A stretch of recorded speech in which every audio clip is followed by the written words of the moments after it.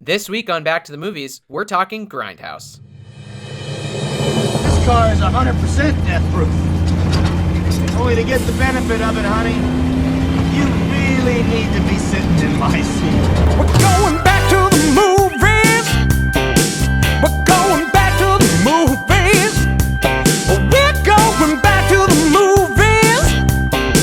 We're going back to the movies. Yeah. What's up, everybody? Welcome to another episode of Back to the Movies. I'm your host, Ben, and with me, as always, is my co-host, Nat McGee. Say my name, say my name. No one is around you. Baby, will you love me? It felt pretty good. Ben, you said my name. Didn't I know. that feel better? Yeah, it did. You're right. Leaving that in the open is just so awkward. Yeah, exactly. Because we're already awkward people. So to leave both of us stranded on a cliff is just so, we're shooting ourselves in the foot there. But no, that sounded great. We are inherently awkward people, and we're talking to each other via video chat, which is an inherently awkward platform. It's awkward squared. No, you nailed it. That's the new standard, okay? I love it. Nat, how you doing? I'm good. How are you, man?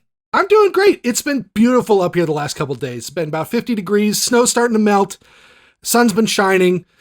We're just about to enter into Vermont's infamous 5th season, mud season, which is a really unpleasant time. But right now at the end of winter, it's beautiful. That sounds kind of fun. Mud season? You know how I feel about goopy mud and clay. So Oh, gross. maybe I need to come up there. You know, most people come up to Vermont in the fall. They think that's really romantic, peeping at the leaves. You're going to come up in like March and April and just wallow in the bath. mud. Yeah. The cold mud. Oh, yeah. Sorry. Ben, have you watched any good modern movies this week that aren't 2007 movies? I did. And I have very mixed feelings about the manner in which I watched this film, but I saw Judas and the Black Messiah on HBO Max. Oh, I haven't watched it yet. Other than the fact that I totally hate the simultaneous streaming release thing, the movie was excellent. It was really, really good. I really enjoyed it. I'm excited about that. What do you hate so much about simultaneous release? It's the death of cinema. But there's no cinema right now. I know that's the only way I could justify it to myself. Yeah, it's a temporary fix. Look, what I'm saying is if I don't get a sequel to Dune because of this goddamn HBO Max streaming deal, I'm going to lose my shit. Well, what if Dune sucks? You don't even know yet, man. Dune's not going to suck. Hold on. Denis Villeneuve hasn't made a bad movie. Blade Runner 2049 was the best possible sequel to Blade Runner I could even imagine, considering that is a movie that should never, ever have had a sequel. It's insane how good that movie is. Fair enough. Yeah, that's true. No, he's a good dude. I think he's going to do a good job on that. But, you know, you're already begging for the sequel. You haven't even seen the movie. Well, because they split the movie and they split the first book in half. It's not even the first book. It's half of the first book. I want the whole first book. All right. Do you need like a Fox News television show or something? Take it down a notch, buddy. Just don't mess with my Dune, man. Judas is good. I'm excited to check it out. It's really good. Daniel Kaluuya and Lakeith Stanfield, both excellent in it. Okay. Really powerful stuff. I was really impressed. Awesome. Love it.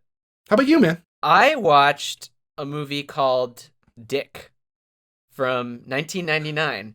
It's a movie that I've known about for years and years. It concerns two high school girls played by Kirsten Dunst and Michelle Williams living in the 70s in Washington, D.C. And I know what this movie is. Inadvertently get involved with the Nixon White House. And it's basically like a comedy Forrest Gump where they become Deep Throat. Like they become friends with Nixon and they like are at the White House and they are also at Watergate. Like it's a pretty ridiculous movie. Had its ups and downs. Very fun, heartwarming friendship movie. And it had one early before he was like super famous Will Ferrell playing Bob Woodward. So, solid flick. Who plays Nixon? Oh, it's this guy named Dan Hedaya. Yes. Yep. And it's like SNL status. Like all of the historical characters are played ridiculously parody style. The guy playing Bernstein is like, he's got crazy hair. Woodward and Bernstein are like slapping each other. It's definitely a lost gem of sorts. So that's really the only thing I watched this week. Are we going to get a Dick for the Trump presidency? Honestly, I thought about that and like, I don't think so, because like Dick was kind of like lovingly looking at Nixon. Like they're like, "You suck, Dick." Like that's like the big joke of the movie, that they keep calling him Dick. And like, I know that Nixon was involved in some pretty nefarious bullshit, but I don't think he sank to the level that that Trump did. I feel like we as a nation will collectively want to just forget about the whole thing. Also, we don't have like the banging soundtrack. What is it's going to be like? Trump, Watermelon Sugar. Like, this movie ended with You're So Vain. And I was like, wow, this is such a beautiful song, such a beautiful time of music.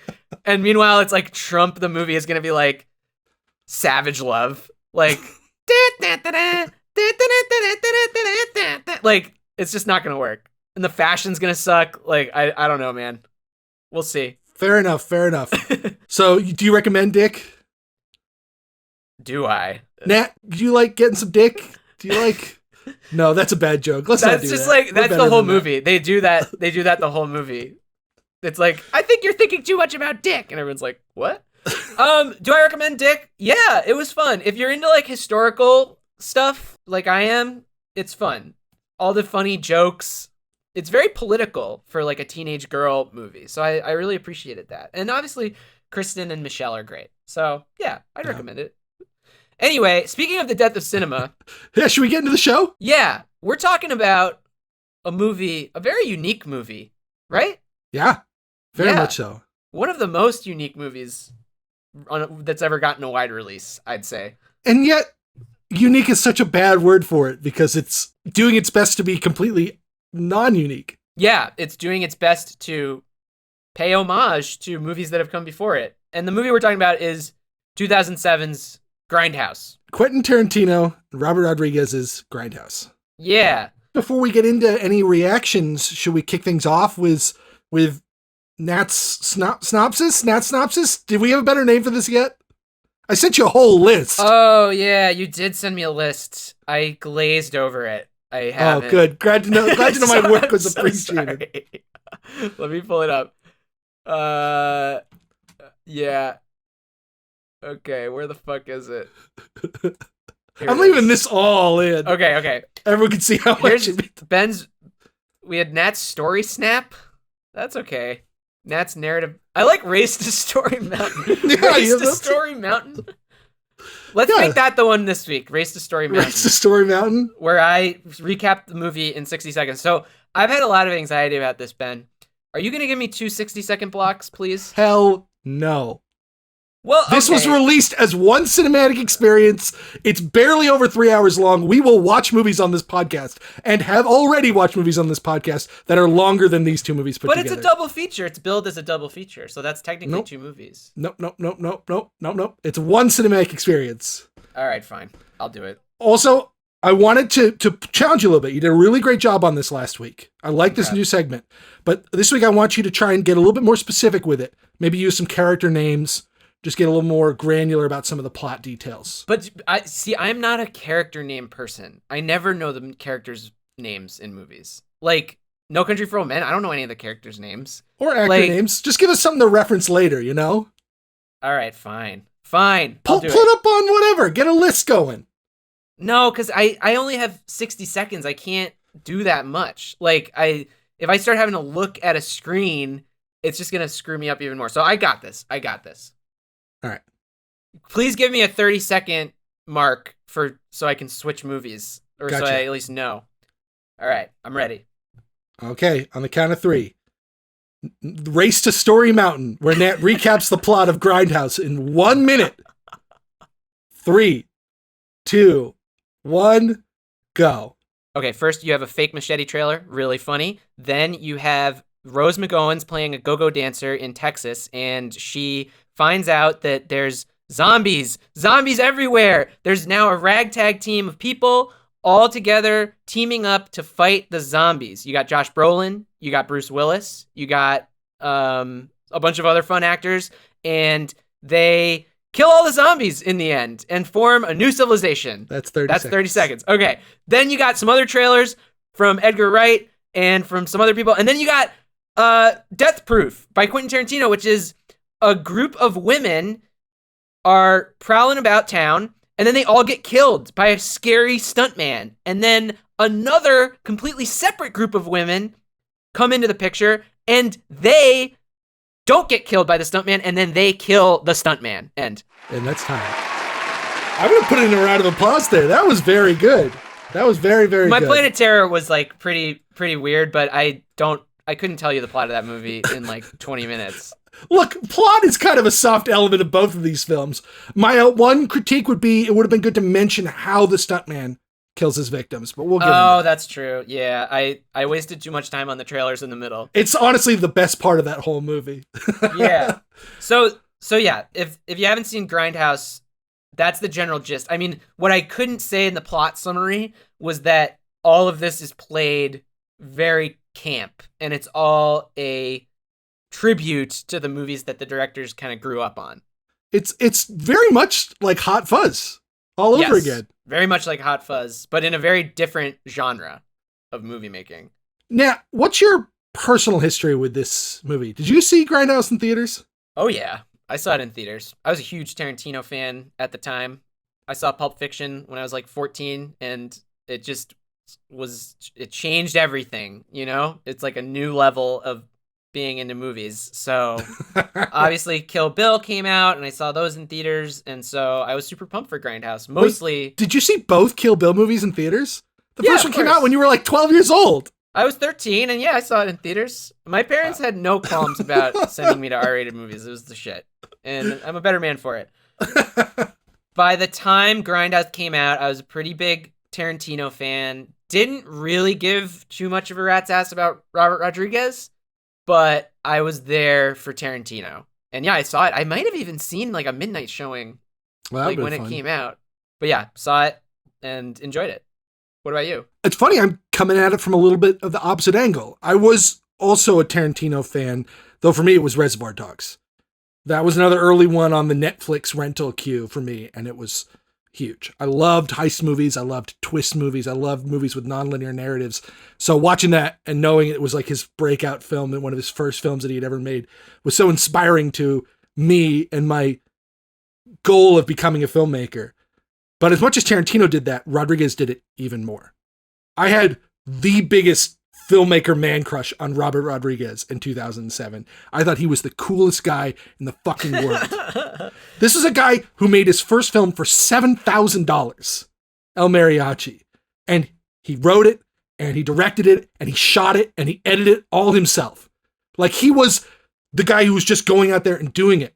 And he had this habit on his DVD extra features where he would do a feature called 10-Minute Film School, where he would go really deep behind the scenes and being like, forget about film school, forget about whatever the structures you think are necessary to make a film. Here's what you actually do to get a film made on a very granular and tactile level that was just like, it was so exciting and eye-opening and exhilarating for me in my high school days. More than anything else except for maybe the Lord of the Rings appendices. Like, that was my glimpse into what filmmaking was like, was his DVD special features. And he should be canonized as one of the great auteurs of the DVD special features for that stuff, because it was so great. You took it seriously? So I was coming in mostly for the Rodriguez of it all. I liked Tarantino, but I actually didn't really like the Kill Bill movies very much, which I had only seen recently before this. I was way more into Reservoir Dogs and Pulp Fiction and Jackie Brown, so as far as I was concerned, he was kind of in a decline. Interesting. But I also was a big fan of the Grindhouse milieu. I had already developed my passion for horror films, for slasher films in particular, for 80s schlock and camp and video nasties, and I was starting to stretch backwards into 70s and into exploitation cinema, and so I was really excited to see that kind of revived by two prominent filmmakers on the big screen. Okay, so you were hyped up, huh? I was pretty hyped. I'll tell you this, I didn't like the movie very much. In fact, watching it again for this podcast was the first time I had revisited it since it came out. Okay, interesting. Yeah, I definitely hadn't watched Planet Terror since it came out. I think I've watched Death Proof once or twice since it came out. But yeah, I mean, we are specifically talking about the theatrical release of this movie because you can get the two movies separately now. And there's like more shit in them. I believe it's pretty difficult to get them together in the way that they were originally presented. We were sent a copy from Tarantino. He sent us a version of the movie to review for the podcast. So we had the original film. Trailers intact in the right order. Yeah. I mean, I feel like we really should have prefaced, like, I know I already said it's like all played for camp, but also it's, in case it's not evident, it's two movies. It's one movie, but there are two completely separate movies. There are two completely separate movies in this movie with fake trailers. With 4 fake movie trailers and 1 real food trailer with a fake title card. Wait, what do you mean by that? The Acuna Boys food thing, that was an actual piece of footage that like they just cut into the movie from one of these old prints that like Tarantino collected. They just found the old. They just had the photos. The old food photos. That food looked terrible. It looks so bad. Yeah. So yeah, it's an experience. It's almost like a role play. Like it's like a cosplay movie. Like you're pretending that you're in a Grindhouse movie theater in like 1972 or whatever. Yeah. What'd you think this time around? This movie is a hot mess. It's. Yeah. I want to emphasize the hot part. There's some good stuff here, but oh man, does it really not come together for me at all in the end? Yeah. I have a thesis on this that I guess I should lay out up front, and then I can sort of build my argument throughout the episode. But for me, this is like the ultimate example of a movie that was undone by hubris. You had 2 filmmakers who at the time were at the top of their game and who had been encouraged to revel in their cinematic predilections. Yeah. And they made a movie that's so navel-gazing about those predilections that it is aggressively antagonistic to its audience. Even its target audience. I like Grindhouse fine, but it's a far cry from something like Hot Fuzz, which knows that its primary goal is to entertain the audience and then still manages to have the exhaustive homages in it as well, but doesn't become like overwhelmed by them or so invested in upending them that you put things on screen that frankly you had no business being there. Yeah, it definitely felt a little bit like these are the cool artistic kids and now all the popular kids want to like make a movie with them. And like you're right, it's kind of like hubris filled a little bit. Especially Planet Terror. I don't know about you. We can get it out front right now. I prefer Death Proof, but times like 100. I think it's the superior movie. I prefer Planet Terror. But dude, Death Proof is definitely the superior movie. Like it's the only time that I actually feel something in this movie. There's 10 minutes of Death Proof that's a superior movie. And then there's 80 minutes that is so boring, I can barely sit through it. I disagree with that. We can talk about it when we get there. So you're a Planet Terror person. Are you proud of that fact? I am. Planet Terror's got some plus to it, particularly for a lover of schlock cinema. It's got great gore. It's got really fun, cheesy throwbacks to those kinds of movies. I think Planet Terror is closer to the Hot Fuzz model, which isn't what Grindhouse had to be, but it felt like it's what it was sold to us as and probably what it should have been. It is true that like it feels like Death Proof kind of halfway through, at least in the version we had, which I believe is the theatrical version, they like stop putting the filter on it. They do. Like Tarantino's like, fuck that. This is an actual movie now. Like it seems like there's some kind of comment there, but I honestly couldn't tell you what it is. They put a shitty filter over everything to make it look like it's being projected on like shitty film in a theater. But then, yeah, halfway through Death Proof, that just goes away. And it's like clean. So I don't know what's going on with that. Before we get into the book report corner, I just want to lay out one quote from Tarantino in an interview with Empire Magazine, because I think it sums up pretty well the attitude that these two guys had and where this movie failed. And this movie did fail. We'll talk about that. He said, "I think me and Robert just felt that people had a little more of a concept of the history of double features and exploitation movies. No, they didn't at all. They had no idea what the fuck they were watching. It meant nothing to them. So that was a case of being a little too cool for school." I think a little too cool for school sums this movie up. I mean, here's the deal though. As a 17-year-old at the time, I definitely like learned about it by reading the articles from Tarantino, like hyping the movie. I was like, oh, it's going to be a Grindhouse. It's referencing Grindhouse features. And like, I learned all that because I didn't watch any of those fucking movies. Like, so I definitely learned something, but I guess I was in the, general audience demographic that are just like trying to have fun on a Friday night. Or I mean, you were reading interviews with Tarantino, so like... But it was educational in that sense. But yeah, it was also a flop. So I don't know. It is a bit filled with hubris for sure. Yeah. Should we get into the book report? Yeah, let's do it. Nat, this is gonna be a long one. All right, make it pop. We're going back because in order to understand this film, its successes and its failings, you actually have to have some context for understanding of Grindhouse cinema. Like Tarantino said, he thought there was a knowledge base there that really just doesn't exist. And I think it exists even less now than it did in 2007. Oh, of course. Because it's dead and it's further away from when it existed. So I want to walk through what Grindhouse means, how it came to be, and how it was then like reinterpreted by these two guys. All right, lay it on me. You have to start in the early days of Hollywood. Okay. The golden era of the studio system. And there's two important elements to the way films were made at this time that are critical to understanding why Grindhouse cinema became a thing. First is that there was vertical integration. Studios owned the movie theaters that played their movies. Yeah, we're heading back to that pretty soon, I think. It does seem like they're walking right into another Paramount v. US, but we'll get into that in just a minute here with these streaming services. Right. The other important factor to keep in mind is the Hays Code, the very stringent set of self-regulatory guidelines that the studios agreed to abide by in order to prevent government regulation of the film industry. Yes, you will notice Humphrey Bogart never said fuck in a movie, somehow. Never said fuck. We never saw him flush a toilet. We never saw Ingrid Bergman's boobs. Sorry. Great, good example.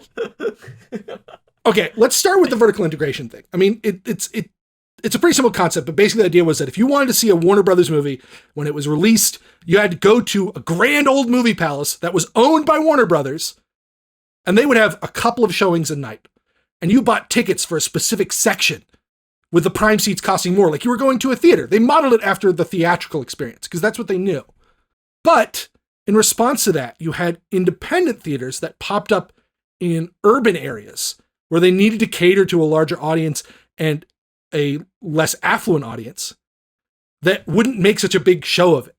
They would pick up second-run movies. Once the studio was done displaying their film and touring around the country, they would sell their old prints to houses that would distribute them, but to theaters that could then show them to new audiences months and months after they came out. And so these little independent theaters would pop up that would have everybody's movies, and they would play them constantly instead of just a couple showings a night.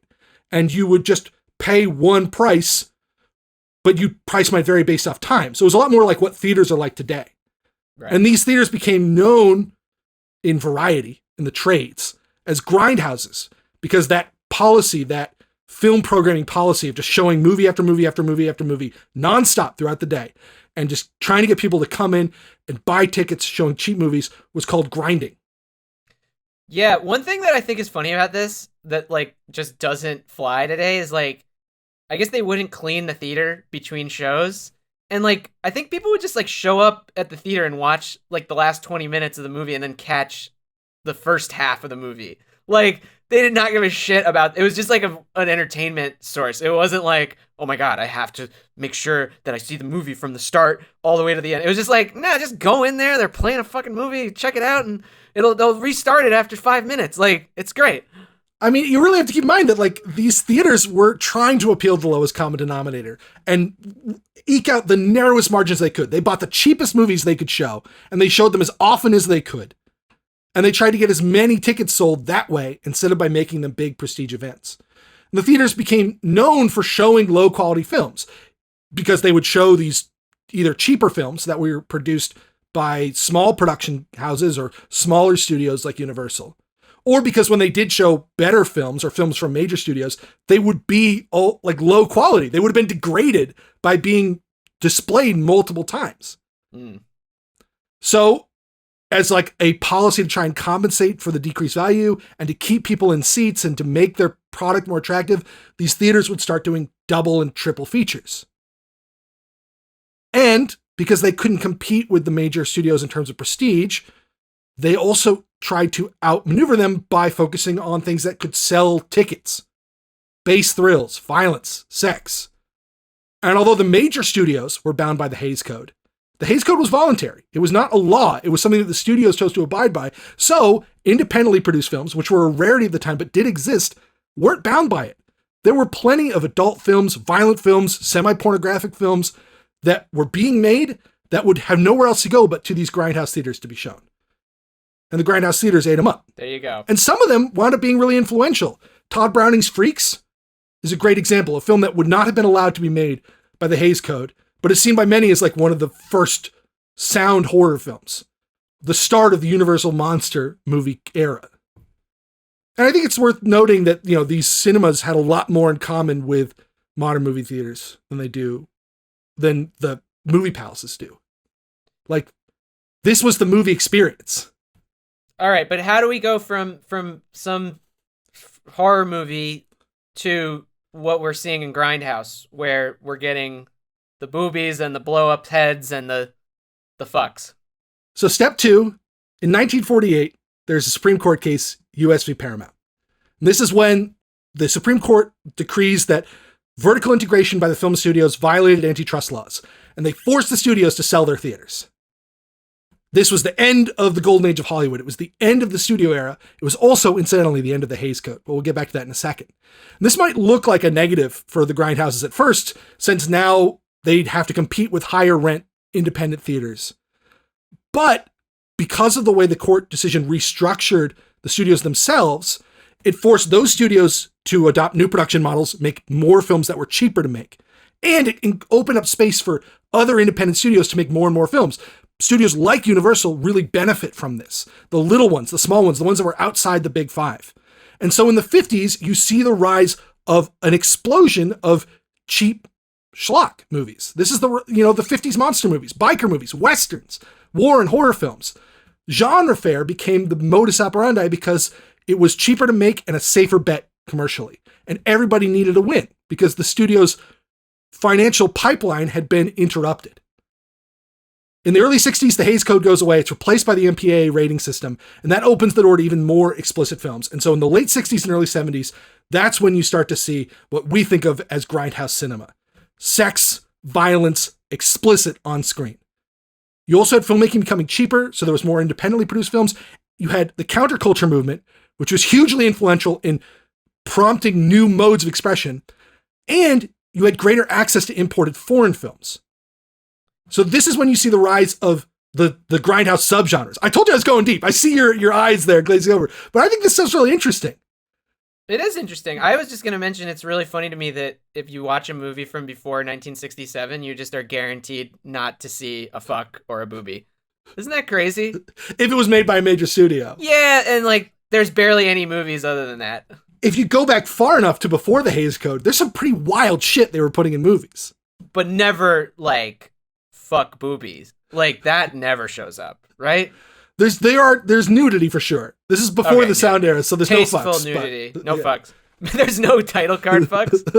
I don't think so. That would be the pretty little awesome, tramp though. never said fuck you.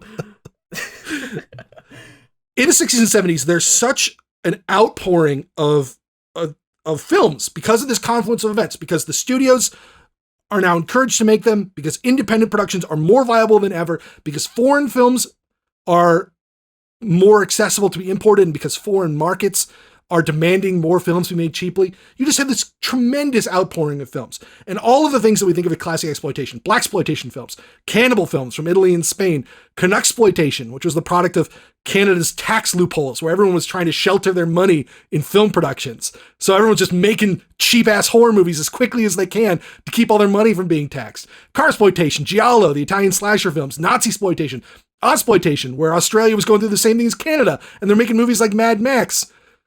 Rape revenge films, sexploitation, slasher films, spaghetti westerns, splatter films, women in prison, all of these things are happening in this like one brief window of incredible creative outpouring. Hey, side note, another movie I watched last week, or this past week, was Dolomite Is My Name. And I feel like that touches on everything you're talking about. Just absolutely, like the can-do attitude of making these types of movies. Great movie, by the way. No one saw it. That was really good. And what was his name? Rudy Ray Moore would never have been able to make a film if the economic and societal forces hadn't shifted during this era. Yeah. So it's really impossible to exaggerate how important this freedom and creativity was to the future of the cinematic art form. Yes, most of the movies that were made were terrible. They are still terrible. I used to buy those Grindhouse box sets that came out in the wake of this movie, and they all suck. They're boring as shit. They're terrible, terrible movies. But it was an incredibly important training ground for the next generation of filmmakers. Right. We talked about Roger Corman a while ago. Like, he's one small fraction of this much larger movement that encompasses everyone from Sergio Leone to Steven Spielberg. Like, the cinema of the 90s and the 2000s would not have been what it was without this era. So while this is happening, you got these two guys born in the 60s, growing up on these movies. Dropping out of high school like Tarantino and just going to the cinema, growing up in Texas, going to the drive-in with their on their minivan and trying to watch every movie they could from the top of the van. And meanwhile, America just goes to fucking shit. They stop making cars. They stop making movies practically. They start making a lot of TV. That too. And the Grindhouse cinema dies. With the rise of better TVs, cable, there just isn't a market for it anymore. Yeah. Are we going to do like the Tarantino Rodriguez thing? I feel like... We gotta. Okay. We'll do them short, quick. though. Make it quick, my friend. Make it quick. I warned you ahead of time. You just did like 30 minutes on Grindhouse cinema. We don't need to tell everyone It was great. that Tarantino worked at a fucking video store. Listeners, tweet at us how much you loved my extremely condensed No, that was history beautiful. of Grindhouse cinema. That was beautiful. I appreciated that. All right. Yes. We don't have to spend a lot of time on these guys because I think their stories are pretty well known. Hotshot indie kids make movies, get famous. Yeah. Tarantino, he goes from high school dropout to video store clerk to script doctor to indie sensation to cinema god. Everybody knows the story. The important things to highlight are that Reservoir Dogs, his big breakout feature film, debuted at Sundance in 92, which was the same festival in the same year when Robert Rodriguez's El Mariachi debuts. So they both break out at exactly the same time, and they meet on the festival circuit, not at Sundance, but at a later festival.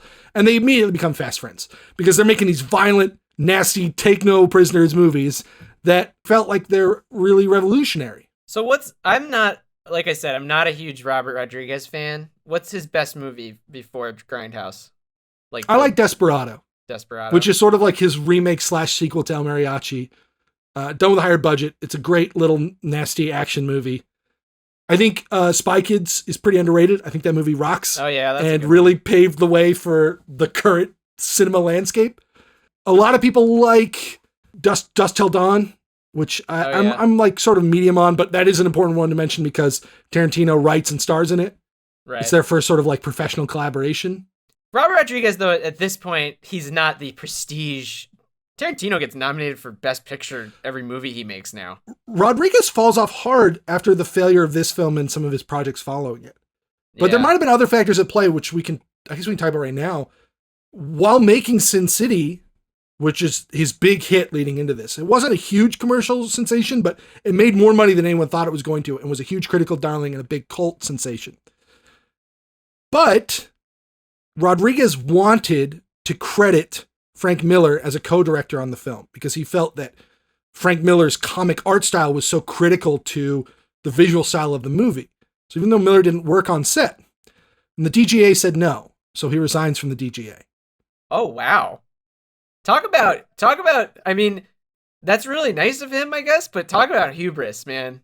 In Hollywood, that's a crazy move. It's just like, I don't know, conviction or ethics. I don't know. Rodriguez strikes me as a pretty cool guy. Yeah, no, I mean that in the best way possible. He's sticking it out for his boy Frank, but with dire consequences potentially, it pissing off the establishment.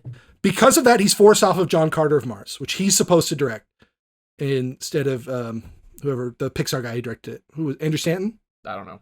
And it's impossible to say what projects he then was unable to make or had difficulty getting off the ground or struggled to make. But it's certainly a fact that after that point, he starts using up his chances real quick and he never really gets them back. Yeah. By the time Alita Battle Angel comes out, right, which he directed, oh wow, James Cameron's name is the one that's all over the posters. I did not know he directed that movie. That's crazy. I like that movie. I think it falls apart a little bit at the end, but that's a pretty good movie. I just know he did like a Shark Boy and Lava Girl Part 4 or something recently. He keeps pumping out the kid-friendly superhero films that forward Latinx, particularly Mexican-American actors, which all the more for him. Like he's doing what he can for the people he thinks need the support and representation. There you go. There's one Robert Rodriguez movie I just have to mention really quickly. Have you ever heard of this movie 100 Years that he made with John Malkovich? I have not. This is a movie he made in 2015. I think it's a short. It stars John Malkovich and some international stars. It was paid for by the CEO of Louis the 13th, some fancy liquor. I can't even remember if it's like, might be brandy. I don't even remember. Point is that this brand of alcohol ferments or distills or whatever's for 100 years before it is sold. So with their financial support, he makes a movie that won't be released until 2115. Wow. It is locked in a safe that has a time lock release. And on the year 2115, this movie will be released to audiences. He and Malkovich have metal tickets to the premiere that they are allowed to pass on to their heirs. I feel like they've done this with a lot of stuff. They like Portugal the Man did this with like a record. They like made us a wax record or something that got buried in a vault. Like such a gimmick. Yeah, it really is. Gimmick. That's cool though. I just love that. Whatever you can do to make a buck, I'm into it. All right, should we get into the movie? We didn't really talk about Tarantino, but what is there to say that hasn't been said? He's fine. He's got There's one thing we can mention really quick, which is how Grindhouse happens. It's Rodriguez's idea first. He wants to make a double feature, and he thinks he's going to direct both of the films himself. But one night, he's hanging out at Tarantino's house, because Tarantino would host movie nights, where he would program double features, and he'd put trailers from the era in between the movies. And Rodriguez notices a poster for a double feature that he had bought on eBay as like visual inspiration for his double feature project that he was trying to make. And he's like, oh, hey, I got the same poster. And they start talking about it. And out of that conversation is born the idea that no, Rodriguez shouldn't make the double feature on his own. He and Tarantino should do it. There you go. And they walk out of that film night with Grindhouse in their pocket. Wow. I wonder, yeah, that's crazy. It's crazy that you could get a movie out of that. I mean... Did they though? They did. They released a movie wide in like 2,000 theaters. It's crazy. It goes without saying that this is all a Weinstein affair. I don't know if you wanted to talk about that aspect of Tarantino's legacy at all. There's definitely a point where I think it has to be mentioned. I watched like an hour-long Q&A they did right after the film was released, before, it might have even been before it went wide, where it ends with just a really uncomfortable 15 minutes of them praising specifically Harvey Weinstein. Harvey! Oh, Harvey, he's the best. Yeah, that is like a major taint on so many movies now. It's just like you start up a movie and that you get that nice punch in the face of that name and you're just like, ugh. And it really does color everything that you see afterwards. Particularly with Tarantino, because they worked so closely together for such a long time. And because Tarantino's films already have a very borderline uncomfortable sexuality. Right. Like, he's into some weird stuff. He doesn't necessarily treat his female characters the best. And you add on to it the fact that one of the most infamous abusers in a system of abuse was his main backer. And it does get really uncomfortable. You get a little like, oh, this is... But you know what? Maybe that's adding to the overall scuzziness of the Grindhouse experience. Maybe. So, let's just do this now. The one where I think you really have to mention it is with Rose McGowan. Yes. Who's, the star of Planet Terror. She was all over the posters for the movie, playing a highly sexualized character who has nudity in the film, who walks around most of the film shirtless. And she was one of the people who launched the Weinstein investigation. Yes. It was her out-of-court settlement that the New York Times reported on. She was one of the people that was a key figurehead in his exposing him as, the monster that he was. And so to see her exploited in this film feels extra uncomfortable. Yeah. And it just like conjures up like images of like what the fuck was going on behind the scenes of this movie. I mean, her settlement was like in the 90s. So yeah, that's kind of like, it was like Scream era. Yeah. It's kind of old news by the time this movie's being made, but you're just like, what was it like to even? What is the nature of this that she still has to be here? How do you bring that baggage to this production? I don't know. Like, it's so loaded. And you know what? I think she's great in this movie, and I think it's a real shame. Yeah, I really like the Cherry character. Yeah, I mean, I can't make any sense of Planet Terror. I don't have much to say about it. The Cherry character, I don't even know if that's a thing. She wants to be a stand-up comedian. She's pretty funny. Right. She's got a machine gun leg. Yeah. So should we talk about Machete first? That's the first thing that pops up here. Just that the trailer is better than either of the movies. Yeah, the Machete trailer is really good. Because it's a joke that plays better in 2 minutes than it does in 90. I was kind of bummed that they then made an actual Machete movie. I feel like that kind of ruins it a little bit. Oh, when I said either movie, I meant the 2 Machete movies. Oh, I thought you meant... It's also probably the best trailer. Yeah, I thought you meant the 2 Grindhouse movies, which I kind of agree with you. So yeah, it's funny. It's got some fun... Is there any... Cheech is in there. Cheech Marin is in there. Cheech is in there.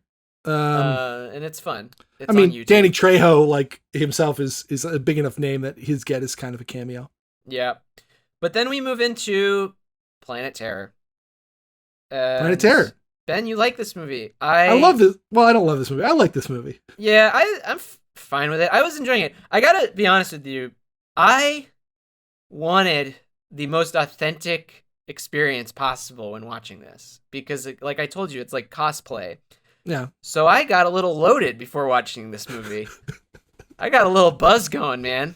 And it was fun. That first, 30 minutes, right after I indulged in, all sorts of shit, I was liking it for what it is. But it is like the cool kids. It's like the cool kids got together to make a funny movie. I'm almost wishing that they had gotten less of a budget and they actually had to do shit on the Grindhouse level, because I see CGI in this movie and I'm like, that's not Grindhouse. I see super famous people and I'm like, they're just having a great time. Bruce Willis, oh, LOL, it's a cameo. But I don't know. I guess I wanted them to be a little bit more legit, but I guess the whole thing is that it's not that. It is celebrities doing pretend. But that's why I kind of like Death Proof more, because it feels a little more down to earth than Planet Terror. Yeah, they clearly both had very different philosophies. And I'll come back to that at the end when we talk about the 2 films together. But for Rodriguez, the way he always pitched it was, Grindhouse movies had the best fucking posters. But they usually made that poster before they made the movie. And the movie was never any good. What if we made a movie that was as cool as its poster?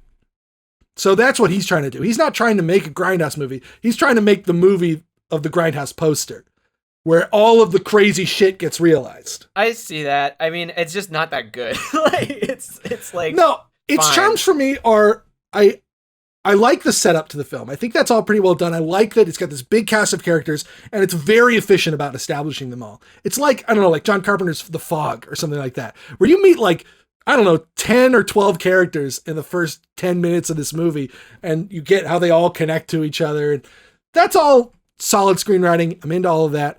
I like some of the performances in it. There's a lot of really off-kilter performances. I already said it. I like Rose McGowan in the movie. I like her dry humor. I think it's winning. I love Marley Shelton, who's just absolutely deranged in the film. Or the doctor nurse. She's the doctor, the female doctor. Yeah. Long live Wendy Pfefferkorn from Sandlot. One of my first cinematic crushes. She does have a great moment where she injects a patient with 3 different needles, and that was pretty cool. I love it when she breaks her wrist. It's one of my favorite gross out moments of that. The movie is really gross. I will give it that. It's so fucking gross. It's got balls getting cut off, and it's got boils exploding on people's faces, and it's Quentin Tarantino's melting dick. Yeah, it's got a lot of gross out, which is cool. I like the missing reel gag. I think it's pretty funny here because it's so intentionally woven into the structure of the movie. So after we meet all these characters and the zombie outbreak starts, they all wind up together at a barbecue joint that they have to secure. And this is normally when the film would slow down and we'd get all our exposition. And instead the movie just skips all of that. And all the characters act like it happened and they allude to it, and it's great. And they put a missing reel card in the middle, which I guess is a Grindhouse thing you would actually experience back in the day. So one thing that would happen is because they would tour these reels all around the country, is if there was a section of the movie that a projectionist really liked, they might just cut it out and take it home with them. Yeah. It often happened with nudity and sexual content. And it's pretty funny here that it starts and happens because of the sex scene. Right. And then, but then we get to skip all the boring stuff and just keep going with the action, which is absurd and ridiculous. Yeah, it cuts back in and the barbecue place is like on fire. And I think like I some love people are like already shot. Like you didn't even see them get shot or bitten. The or sheriff's whatever. already shot, and he's like recounting a dialogue exchange that's never happened. Like just before the missing reel, he set up that there's some mysterious backstory to our hero, El Rey, played by Freddie Rodriguez, who, one other shout out about this movie, I love that this totally improbable leading man gets to play the cool action hero in the movie. This short little Latinx actor. Another 6 Feet Under alum. Yeah. He's pretty good. Again, though, I didn't buy him as that role, but I get they're like kind of going against type, so it was fun. And it's sort of like the Hot Fuzz thing with like Simon Pegg playing the hardcore action hero. Right. But listen, man, it's just I don't know. I never felt like I ever needed to watch this movie again. Like it's so disposable to me. I want to tell you about one other element, which I've already mentioned a few times. The gore in this sequence is really good. Like it's almost hard to recognize how good it actually is because it's so over the top and there's so much of it. And there's the CGI augmentation with the boils and stuff like that. But most of the gore effects were done practically. And it's way over the top and it's excellent. It was done by K&B EFX, which is like a legendary prosthetics effects company. It was founded by Robert Kurtzman, Greg Nicotero, and Howard Berger. May have heard some of those names before. Robert Kurtzman is like a big producer as well. So he's all over the place. Their big breakout working together was Evil Dead 2. And that's like what milieu that this movie exists in, is like the splatter, huge amounts of gore. And I love it. I love the bodies exploding. I love it when Tom Savini gets pulled apart on the hood of the car. Like all that stuff looks really, really good. I'm starting to realize though, like how important it is, to me at least, to see that with an audience. Like, sure, it just doesn't do it for me in the same way if I'm watching at home. I need that reaction from people being like, "Oh, I could see that. I know you love this shit." I do. I'm not as into it. I'm way more into like the personal kill, which is why I like Death Proof so much. Fair enough. But yeah, I just feel like I had more fun seeing this the first time because, you know, people were reacting to the messiness and the grossness. Yeah. I wanted to say that I know that these movies take place in 2007 because they have like modern technology, but like clearly there's also in the 70s. Yeah. And like for me the aesthetic got kind of fucked up because like the people don't have like 70s hair. Like they look like 2007 people, but they're in like what is clearly supposed to be a 70s vibe. And yeah, 70s hair is really important if you're trying to do the 70s. I guess it's also because I just watched Dolomite and they did a great job with the hair there. So I think Planet Terror would be better if it looked more like Dawn of the Dead. I think it would be a better movie. They did this weird thing with Grindhouse, and it becomes more of a statement in Death Proof because they're talking about the way things used to be. But they made a really big effort for it to take place now. I think that was super important to Rodriguez and Tarantino for some reason, that they're showing like the dichotomy between then and now. Yeah, they wanted these to be Grindhouse films for 2007. But not really, because they still managed to get the cars in. They managed to get the ads from the 70s. Like, it's clearly not a 2007's Grindhouse movie. Like, they're just cribbing from the 70s. But they're doing this thing where everyone has a cell phone. And it's kind of weird. And most of the trailers, in fact, all three of the trailers are not making an attempt to feel like they're from today. They're deliberately trying to feel old-fashioned. Yeah. So maybe it's just like a mixed up vision. I don't know. But in the spirit of it taking place in 2007, my favorite moment in Planet Terror was the Bin Laden killing conversation.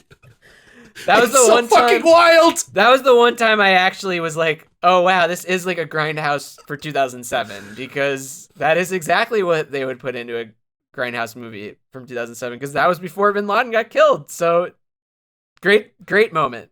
The reveal of Bruce Willis's motivation is so fucking insane. I wasn't even concentrating. Like I was really loaded, so I didn't track what was actually going on there. But when he's talking about like, we got him, like I started laughing. Here's what's going on there. At the start of the film, we're introduced to this poison gas, which I think they call like DC-10 or something like that, that turns people into mutant zombie creatures. And the only cure for it is to constantly take like a regimented dose of that exact same gas. So what we learn at the end of the movie is the reason Bruce Willis's rogue military operation released the gas on the populace of Austin and caused a zombie outbreak is because they were the squad that killed bin Laden, but it wasn't supposed to be them. So rather than get recognized for it or awarded for it, they were gassed with DC-10 in an attempted cover-up. So in order to prompt the world to find a cure for their affliction, they released DC-10 on the rest of the world so that the world's scientists would be forced to find a cure and his men could get the cure for the gassing that they should never have received. Just brilliant. I fucking love it. That's some insane shit and I love it. Brilliant stuff. I think both times I watched this movie, I did not understand any of that, and I think that's okay. I think I'm in the majority here. Well, what I like about it is, with a Grindhouse movie, they were made cheap and fast, and nobody wanted to spend time on anything like figuring out why characters were doing the things they were doing.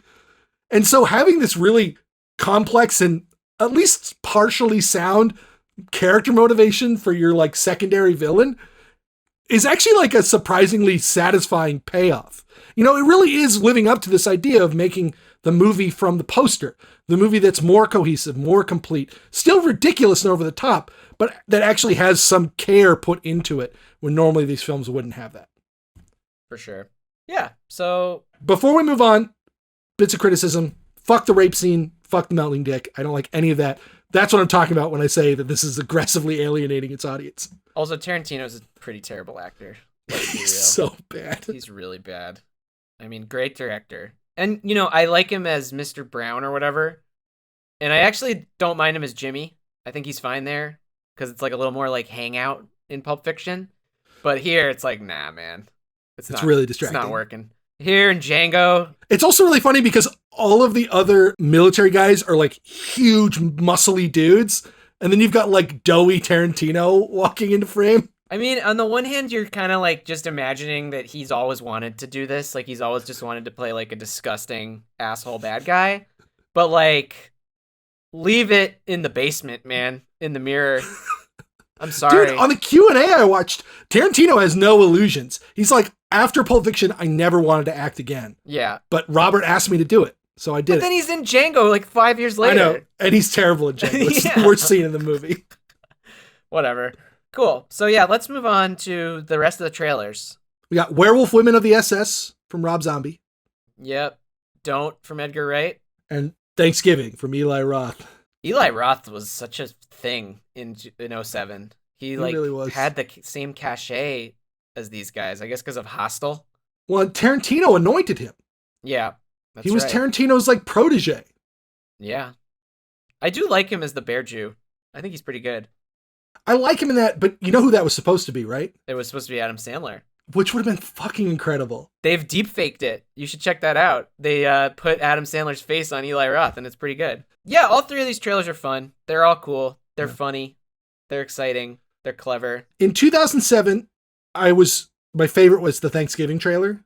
Because I was a big Halloween fan. That was like my favorite horror film. I think that one still holds up pretty good. Yeah, I love the beheaded mascot running around like a beheaded chicken. That's a really funny gag.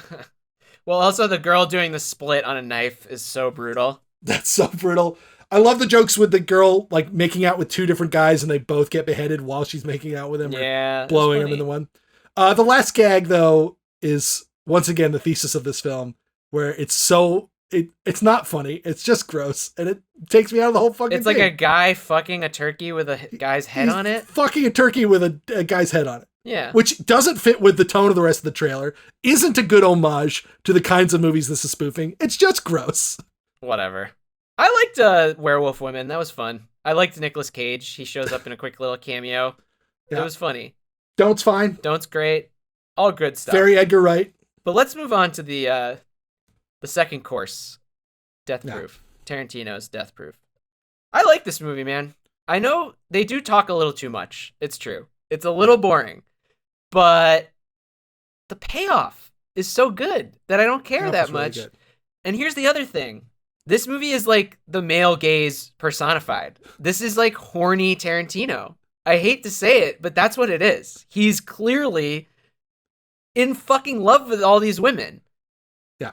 And if you're down to like see his vision, then that's what this movie is all about. Dude, the opening shot where we start on a woman's legs, and then she walks over to a couch and sits in front of a giant photo of Brigitte Bardot and strikes the exact same pose. Yeah, like I'm on board. Like that's Tarantino just being like, "Oh man, I'm so fucking good. Don't you love how fucking good I am?" Well, it's not just that. It's also this girl is really hot. That's what he's doing. And it's like this very specific type of hotness, I think, where they're like kind of like these like indie girls. They're like artsy. They're not statuesque. No, they're not models. They're like arguably like normal people that are just pretty hot and cool. And like clearly he's like made this movie with like 8 of his fucking dream women. And if you can get behind that, then I think it's pretty enjoyable to watch them like banter and just have a good time and then like either get killed or kill a motherfucker. Like it's a hangout movie. So yeah, I like that about it.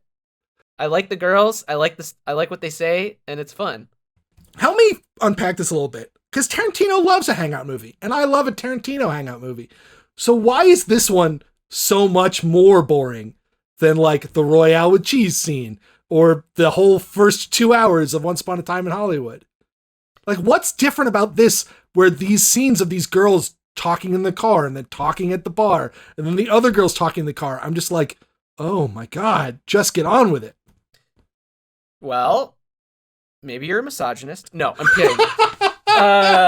Maybe you just hate women. No, I mean, here's the thing. It's not as iconic dialogue. It's way more, at least than like Royale with cheese. And the stakes aren't very high. Like, even in Once Upon a Time in Hollywood, it's all about, half of it's like Leo just freaking out that his career's going down the shitter. And like, he's trying to figure out like, what am I going to do? And like, Royale with cheese, I mean, you can't really beat just like the fun. Those are just great stories. And like the stories being told here and the situations they're talking about are like, are we going to go to the lake house or not? Like, it's not as captivating as Leo's dilemma or as the story of Royale with cheese. Like there's no subtext here. There's like no drama underlying it. You totally put it the right way when you said the stakes aren't there, because like his all-time best conversation scenes are the ones in Inglourious Bastards. Right. Where there's so much loaded subtext. The scene at the restaurant, the scene in the opening, the scene down in the bar. Yeah. But even when he has less, like even in Pulp Fiction, there's like still mystery and intrigue. We don't know who these guys are. We don't know where they're going. This just doesn't have that. It's like all on the surface. It's very surface. And maybe he's trying to imitate like slasher movies that have a lot of vacuous, pretty people in them, but he does it for so much longer and we know he's capable of so much better. Yeah, I think that the one thing this movie is missing is like a great opening moment with a car. Yeah, a first kill. If there were like 3 distinct car moments, I think it would be a better movie.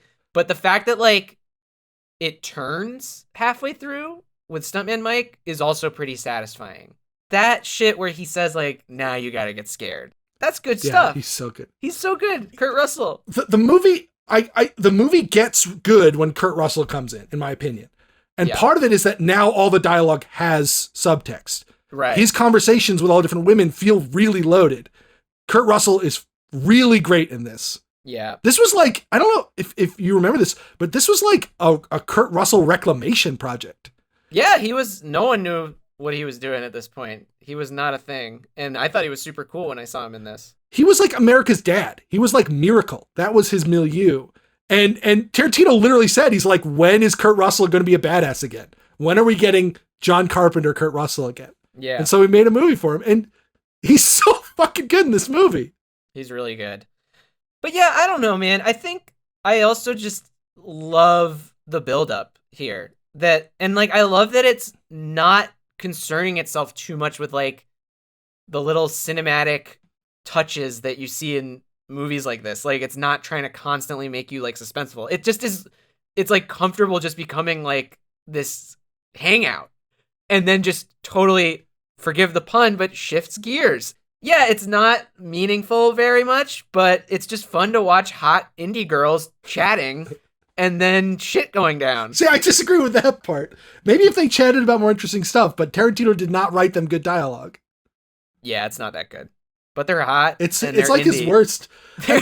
Both separate sets of women have, I think, pretty boring dialogue. The second set is better because there's like this professional angle that's slightly more interesting than whether or not they're going to go to the lake house. Well, and the first half has the whole thing with Jungle Julia and the bet that she made, which is pretty good. Which they don't introduce until almost the point when Kurt Russell enters. Maybe it needs to start with that. Yeah, I don't know. It's not perfect. But like I think for exactly the same reasons that you like Planet Terror, like it's just got like fun shit that you enjoy in your life. That's why I like Death Proof. I want to be clear. I like Death Proof too. I like both of these movies. But just you're more fine. of a Planet Terror guy. See, I'm more of a Death Proof guy. But I like I'd Planet Terror more. You want to see heads exploding and balls getting cut off. I want to see hot girls just having a nice convo in short shorts. And then getting killed. Look, we're already kind of off the Kurt Russell performance, but there was like 3 moments that I wanted to mention. When he smiles at the camera. Oh, yeah. So fucking good. It's the perfect smile. What about when he's eating nachos? Dude, that's a great introduction. Isn't that great? Yeah, he's awesome. It's got some good ass stuff. The whole scene where he confronts Butterfly about doing the lap dance, which Tarantino just lets play in close up, lets Russell be all over it. It's got the John Wayne impression, which is like really interesting to examine his character in that context and in like performative masculinity. Mm-hmm. I like that whole scene. And then the reverse of it, when he gets shot and he's just a blubbering baby. He's just crying. It's so good. Yeah. Yeah, I don't know. I just think that this movie's kind of like weirdly genius. The whole thing where it kills all the girls at the beginning and then just shifts to an entirely new set of girls. It's so different. It's so like, fuck it. Like, I don't know, man. I like it a lot. I would be into that if the next 20 minutes of the movie wasn't another slog. But it's all about that slow build. Because you know... It's not building! It does build. It does slowly build. It's just stalling. No. It's slowly... Until they get in the car. It slowly gives you all the context for why they are going to beat him. Why they are objectively better people to take him on. That like... And it does it through like this long rambling dialogue where like, she's got a fucking gun. They're stunt drivers. And like, you kind of get to know them a little bit, so you really do care about it when they get threatened. I remember the first time I saw this, I was very worried for Zoe Bell. I thought she was going to die.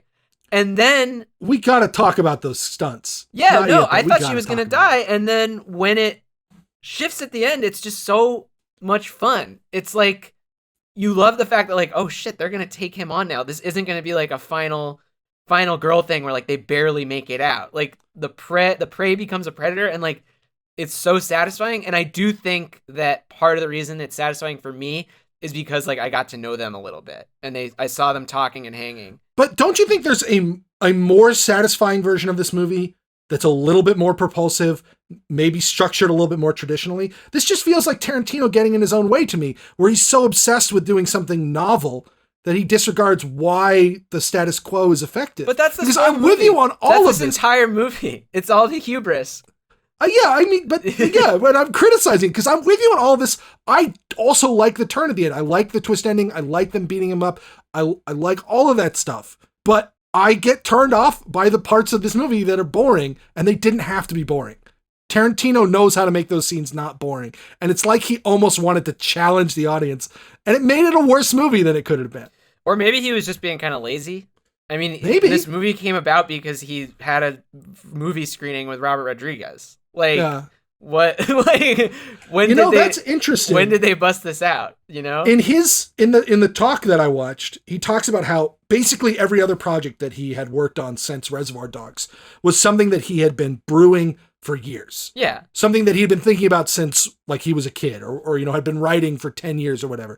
And this was the first time since he got into the business that he came up with an idea and pounded it out as like one action. Right. So maybe that's and it. maybe it suffers from that a little bit. Maybe he needs a little more time in the tank. They clearly were just like, yeah, do your thing, man. You're a genius. Go for it. Like no one was going to get in his way. So like even a genius needs an editor, I think. Or maybe needs to self-edit. So yeah, it's not Tarantino's like most pristine work, but it's also just Grindhouse. It's like, fuck it, man. Like the girls are hot, the cars are loud. It is what it is. And we can criticize it. It also has like nothing to do with Grindhouse movies. Well, yeah, that's This is one thing we're going to get to when we talk about the two films together. But one of the things that annoys me most about Death Proof is it's a Tarantino movie first. Yeah. Is that he's not that interested in homaging any more than he normally is. He wanted to make a car movie, but he wanted to make it his way. And yeah, he put the grainy filter on it. For only the first half.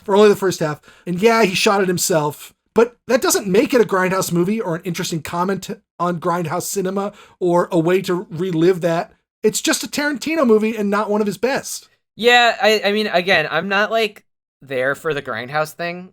Yeah. I mostly came to this movie for the Tarantino, so I was very happy with what I got. I was just looking at Planet Terror as like, oh, I gotta slog through Planet Terror so I can get to the Tarantino shit when I saw this originally. Stuff. But could Tarantino not make a Tarantino movie? Like, what did you expect? He can't. It's like it's his greatest gift and his curse. Yeah, he's not gonna make a Tarantino movie. So like, you gotta just live with what you got here. Can we talk about the stunts? Can we talk about the unbelievable stunts in this sequence?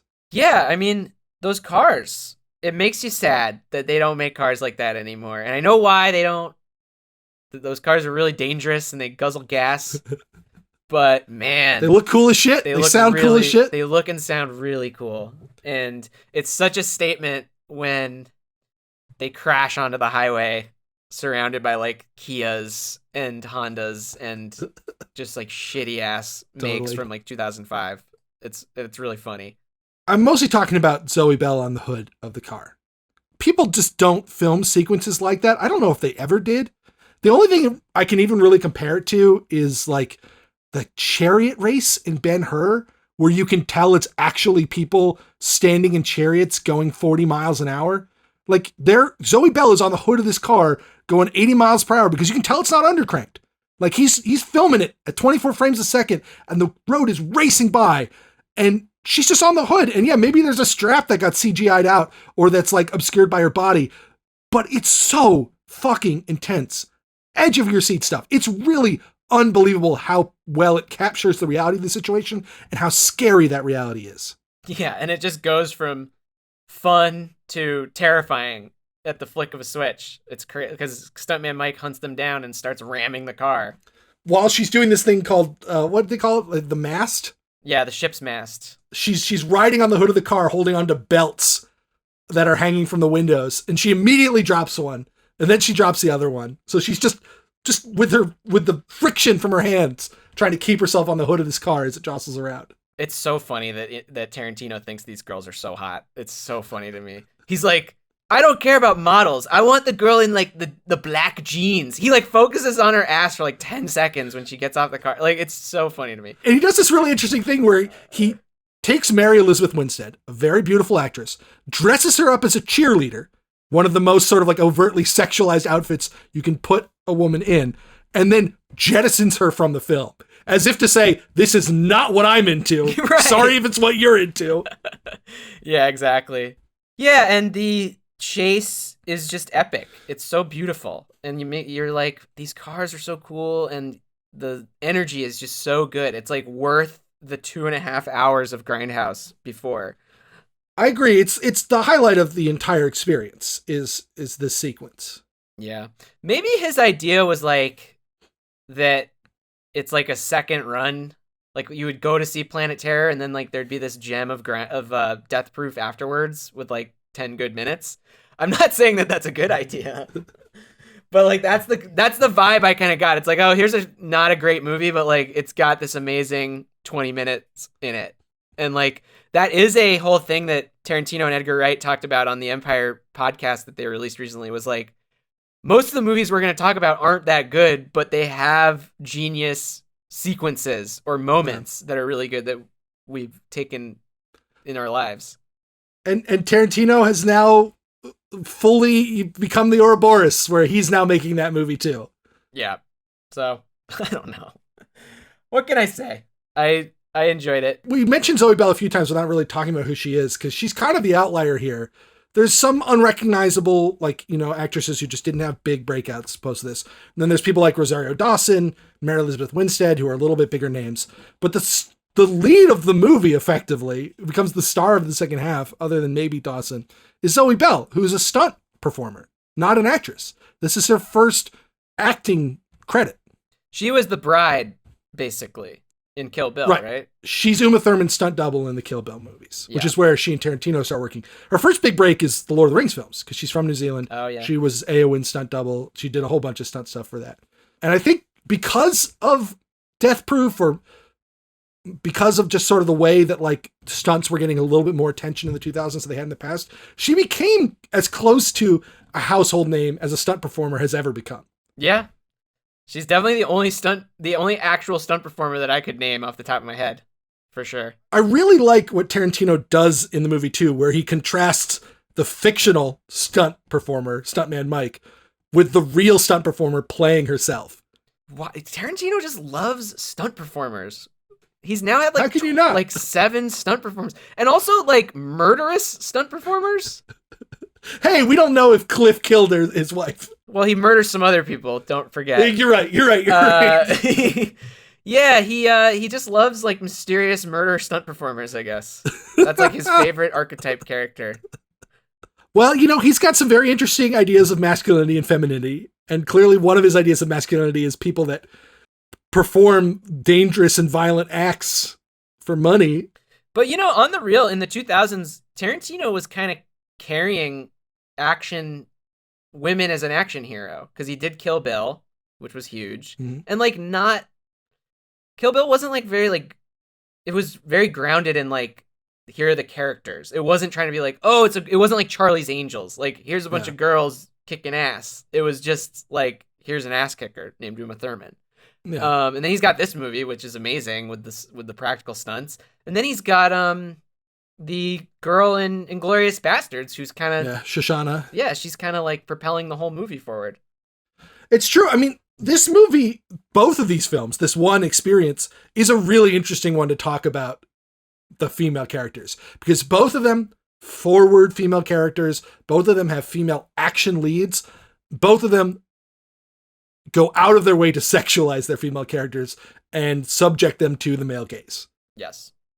That's a really hard square to circle. I mean, I don't even know what to tell you. It's some complicated shit on screen. And then you get the Weinstein that we mentioned already, and you're just what the fuck is going on here? I think that, whether intentionally or no, ending with the 3 women at their least sexualized moment kicking the shit out of a hyper masculine dude kind of saves the movie a little bit from that perspective. A little bit. Where it really just becomes about their empowerment and nothing else. Yeah, I think there's 2 sides to that, because it's also a meme ending. I say that a lot, but in this case, it actually is a meme ending. It's just look what I did. Isn't it funny? I just ended the movie with stupid punches. Ha ha ha. Because we all know it doesn't really matter. And Tarantino's just cutting to the chase. He's just yeah, what if I just ended here? LOL. He should have done that to the dialogue scenes earlier. Yeah, but he didn't. He was too into his own dialogue. So yeah, I mean, on the one hand, yes, it's empowering. But on the other hand, I still think Tarantino thinks that it's really hot that they're punching him and killing him.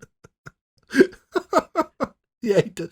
I mean, nothing that the women do in these movies is not something he finds hot. Right, exactly. So you got to look at it with both sets of glasses on.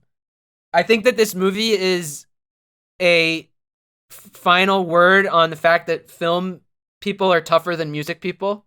Music people just get killed. The film people prevail and have skills beyond just the music.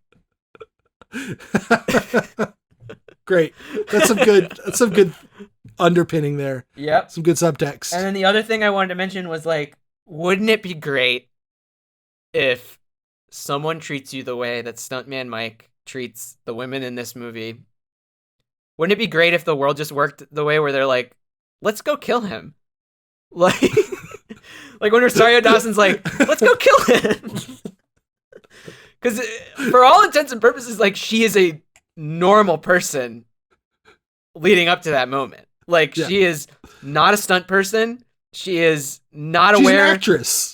She's like playing she's herself. a makeup artist. She's a makeup artist. She's a makeup artist? Oh, I missed that. Yeah. Mary Elizabeth Winstead is the actress, and Rosario is the makeup artist. And she's like, I don't know what crazy shit you guys are going to get into, but I'll join you, whatever. But then she's shocked when they're doing it. She's like trying to play it cool. But then, yeah, once the chase is over, she is the person to say, let's go kill him. Which, like, I guess that means that in the universe that they're in, it's like socially acceptable to go kill someone if they tried to kill you. Dude, my favorite part of that is when Zoe Bell walks over to a pile of pipes on the side of the road and just casually kicks a few of them to find the best one the long for beating this man one. to death. Yeah. And like, wouldn't it be great if we lived in that type of world where it's like, yeah, let's go kill him.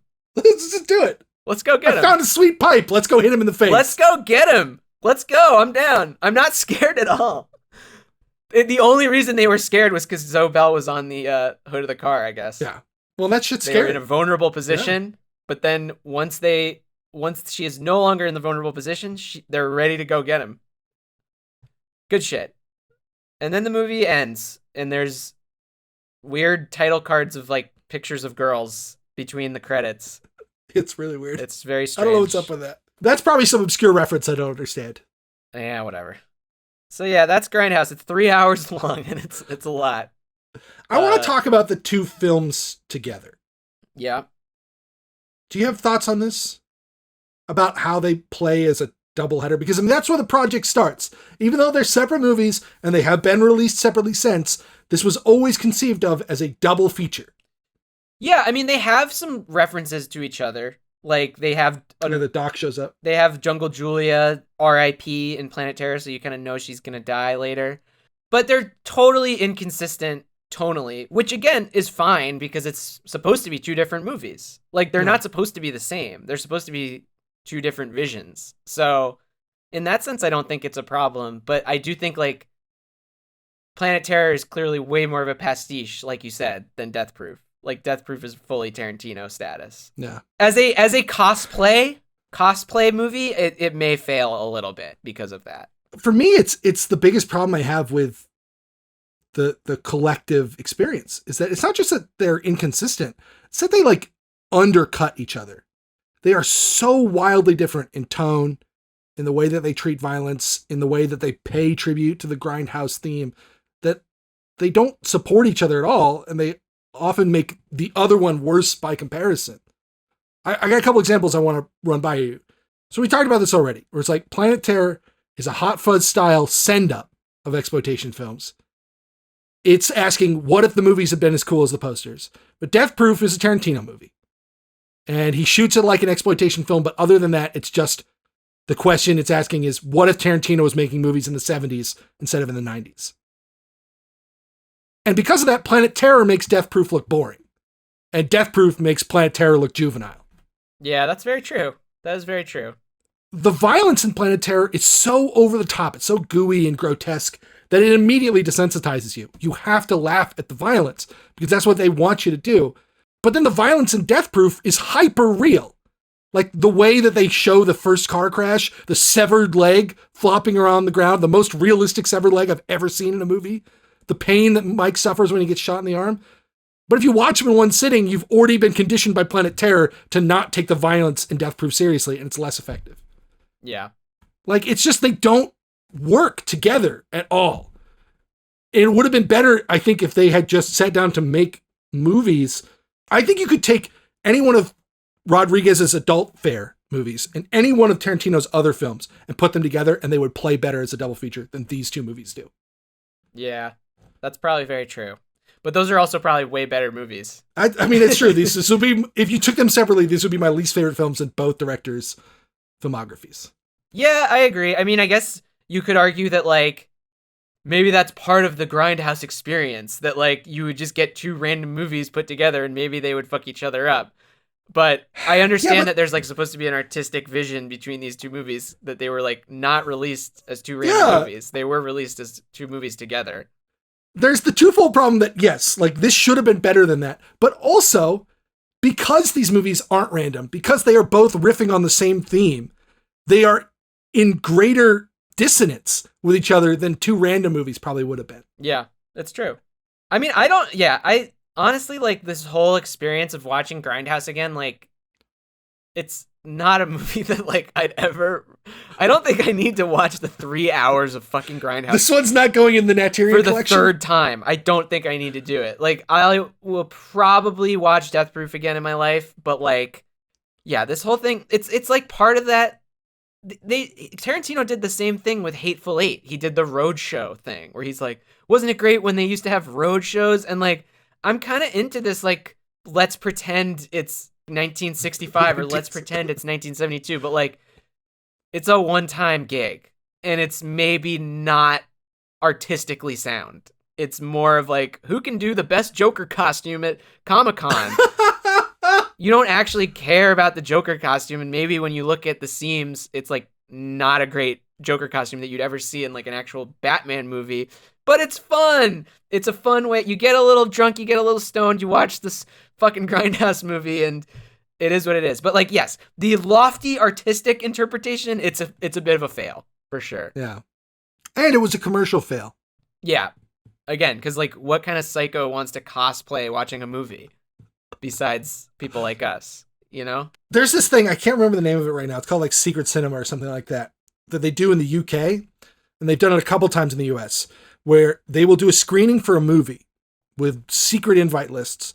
And everyone has to come in costume, and they do it outside, and they make the whole stage look like a set piece from the movie. And they usually have other elements too. So, like, they did Back to the Future, and they built a version of the courthouse, and the screen was right in the center. And they had like professional actors like playing the characters that you'd like interact with. I don't know, when you say cosplaying a movie, that's what I think of. I've always really wanted to do one of those. I mean, cool. Yeah, that sounds great, but like that's so niche. That's one screening. This is like released in like 3,000 screens.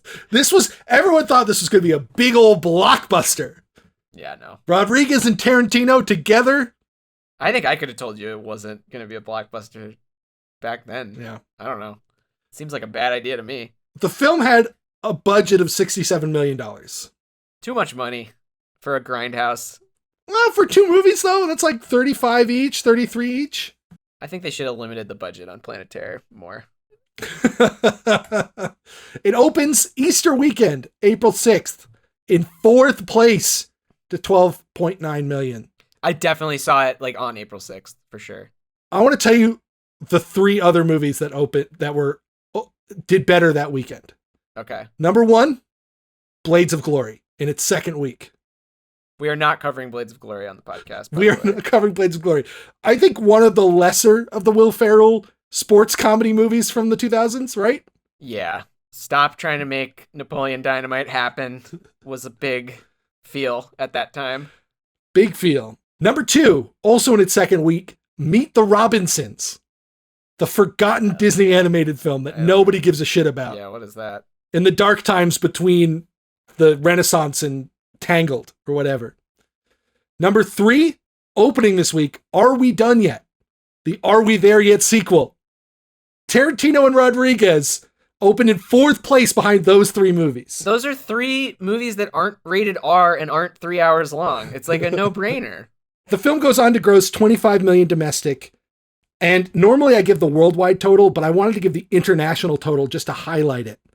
384,000 internationally. Wow. No one gave Now a that's shit. the two movies shown as one. Right. They almost immediately sent the films out separately to try and recoup a little extra money.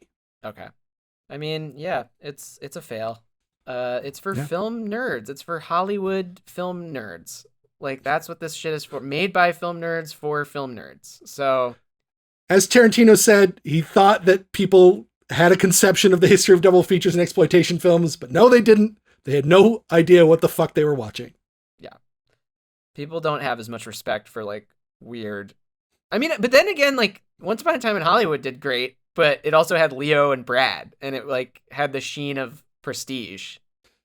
And Inglourious Basterds, Tarantino's follow-up to this, is his highest grossing film to date. Like, he's coming off a bit of a hot streak. Yeah. At that point. I guess my whole thing is like with Hollywood though, it's like that was a pretty niche idea, like of a failed Hollywood actor in the 60s, like coming to terms with the end of his career. And I know they had the Manson shit, which they kind of played up in the trailer. They did a lot, which was a really brilliant marketing decision because like it made you think that there was more to that movie than there actually was. So yeah, it's just funny that like that movie got a Best Picture nom. It's also a better movie, but It's a much better movie. and people like respected it. And like Grindhouse, it was like, what the fuck is this shit? And like no one cared. There was one interesting bit of legacy to this film. Even though it wasn't a commercial hit, it spawned 3 spin-off films. Yeah, the Machete movies. Machete Kills, and Hobo with a Shotgun, the Rutger Hauer movie. In some markets, there was a 5th trailer for a movie called Hobo with a Shotgun. And they made a movie of That it. then they made a movie of. There you go. Yeah, let's talk '07 themes, I guess. What do you got? There's just the whole, weren't the 70s and 80s way cooler than now? I feel like that's probably going to pop up a couple times. This is really the start of like people setting their movie in the past so that like they don't have to fuck with cell phones. Like I feel like No Country for Old Men is kind of like that. Yeah. Well, you talked about it in Hot Fuzz, right? Like where there's like an element of trying to like sell you the past. Right. It's really different from the 1990 season where there were plenty of movies that looked back over history, but it wasn't about like marketability. Yeah. And here it like so clearly is. It's like they're turning it into a product. And maybe that's just a symptom of our favorite theme, which is that there's a quagmire of shittiness in 2007 that like Nobody wants to be no in one wants to be in 2007. 2007. I mean, you already talked about the Bin Laden of it all. This movie, particularly Planet Terror, exists in the shadow of 9/11. Yeah. But I like that theme. We should keep thinking about no one actually wants to be in 2007. Like it just fucking sucks kind of. And not for like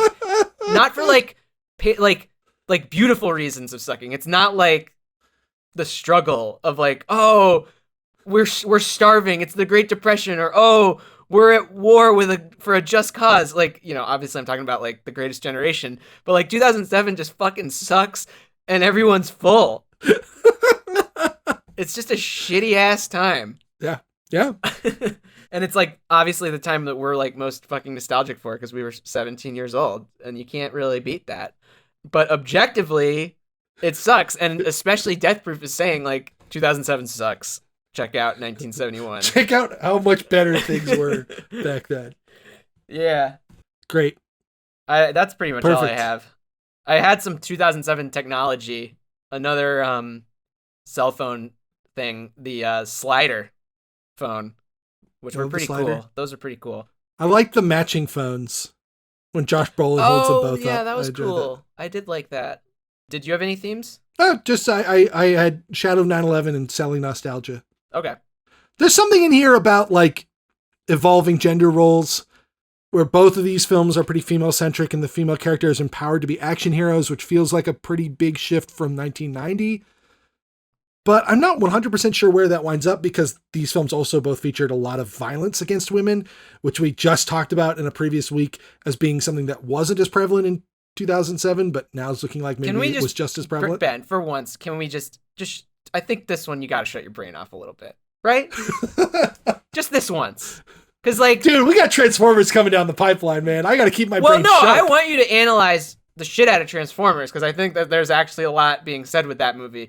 But in this case, dude, Tarantino and Rodriguez are two smart filmmakers. No, I know, but you've already said it yourself. Like, this is their just like kind of fuck it movie. Like, let's just have a laugh. Let's have a good time. We weren't even thinking that hard about this one. Maybe Rodriguez was thinking a little bit harder about it. But yeah, like, I mean, Rodriguez is putting Latinx actors in his lead roles. Tarantino is deliberately contrasting American muscle cars with foreign modern imports. Like, there's shit happening in these movies. For sure. But not as much shit as what you've said. Not as well thought out, not as coherent.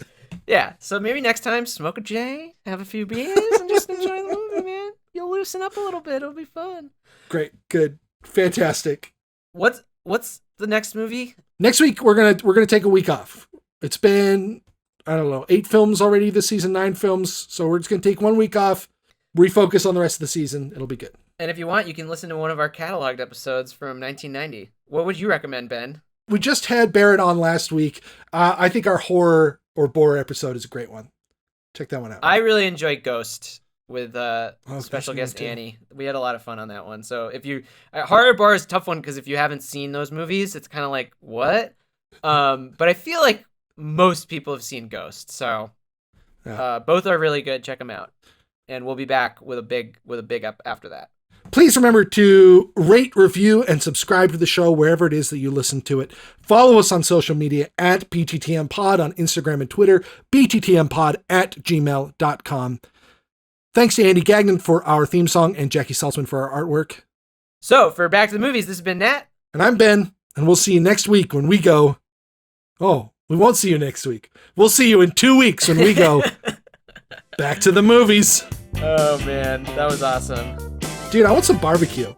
I was watching Planetary. I was like, I want some good fucking barbecue.